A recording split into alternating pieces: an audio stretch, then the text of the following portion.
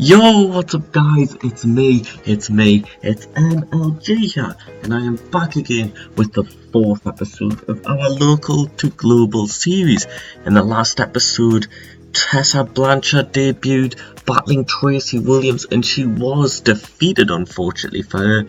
And now we have the debut of Andrew Everett, who battles Tracy Williams in tonight's main event. In a first time ever matchup. Last time out we drew 103 people because we rose a popularity point, but we dropped back down because regional battles are a thing, despite the fact that we are a local company.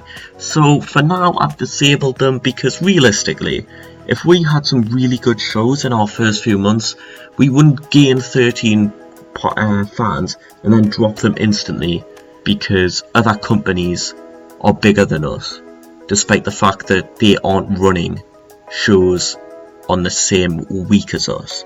Like, it's weird. But anyways, we're gonna jump into our show as we kick things off in front of 85 people. Oh, that's not ideal, but in front of 85 people, possibly our lowest fan total to date. As in a decent match, Josh Briggs defeats Orange Cassidy and Space Monkey in 10-20, defeating Space Monkey with the Maroon 5. Monkey is pinned again, and Monkey's the best performer in the match. Yes, he is at 35. Cassidy with the 27, Briggs with the 28. I'm going to quickly turn that down a little bit. There we go, professional as always. But yeah, so no improvements unfortunately. But Briggs gets the victory. 4 fights, 4 wins for Josh Briggs as he takes the mic afterwards and he claims that New York City Wrestling have no choice but to make him their main event.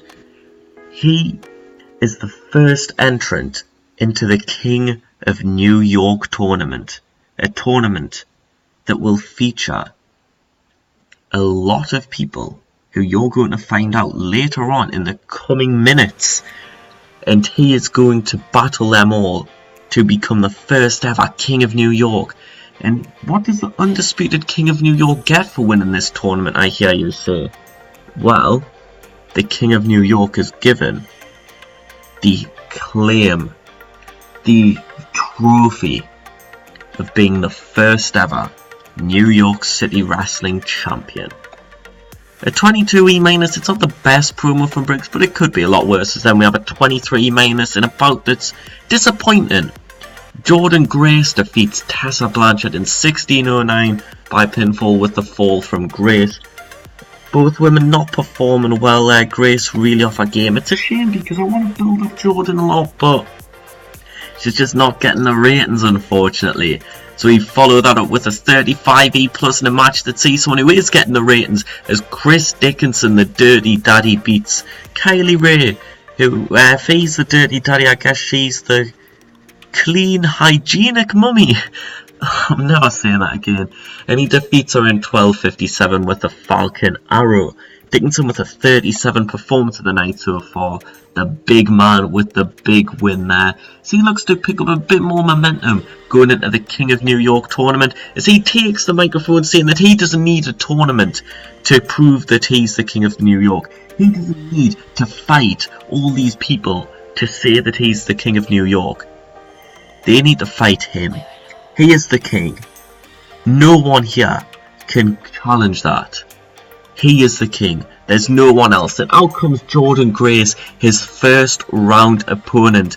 She says, sure, there might not be a king, but there is certainly a queen. And you're looking at her. This isn't your time, Chris. This is my time. I'm not the future anymore. I'm the present.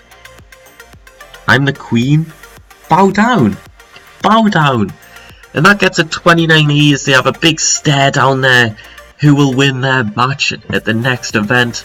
Find out in the next episode, as we then have a 44D in our semi-main and what may be the best match we've seen yet in the series. In a decent match, Davey Vega and Matt Fitcher, the besties in the world, defeat the team of the Superbad Super Squad in 12:41, where Matt Fitcher pins Kip Sabian with a tabletop moonsault. He pulled out a table, moonsaulted Kip Sabian through it for the win. Trey Miguel with a 49, Matt Fitchett with a 36, as does Kip Sabian. Oh, brilliant stuff. Davey only gets a 24. Davey needs a little tweaking then apparently, because he's a lot better than a 24. But, Trey Miguel with a 49, mad. Kip and Fitchett, brilliant stuff. So we go into our main event, which gets a 29 Oh, that sucks. As in a decent match, Hot Sauce Tracy Williams defeats Andrew Everett in 14:44 with a flying tope. Everett's cocky gimmick gets an initial rating of great.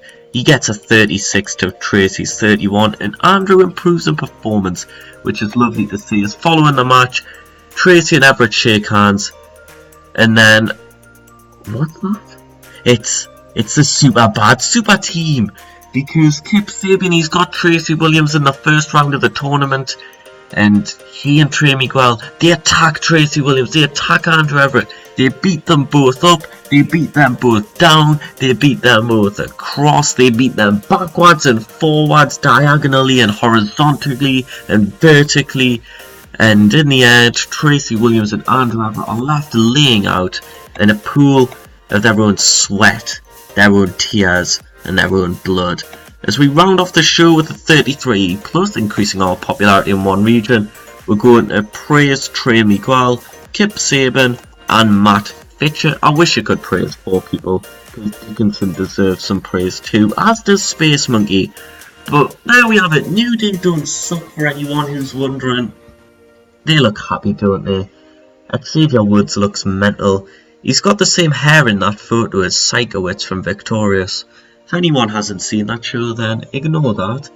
And it looks like Jojo has bananas for legs. So isn't that nice? The referee looks bald in his Newcastle United shirt. But who do you think's going to be the first king of New York? We'll have to find out in the next episode, as we'll also find out whether or not Damien Corvin and the Session Moth Martina will sign on with OTT.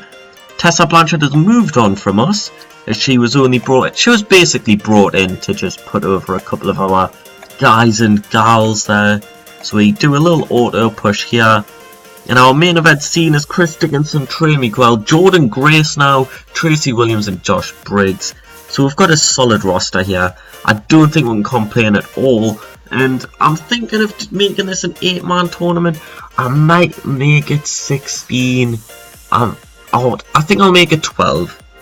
We'll do 12, yeah. We're going to have a 12-man tournament starting on the next show, the King of New York. Already announced, Trey Miguel, Hot Sauce Tracy Williams, Matt Fitchett, Kip Sabian, Josh Briggs, Jordan Grace, Davey Vega, and Chris Dickinson. So that's like 2/3 of the tournaments already announced.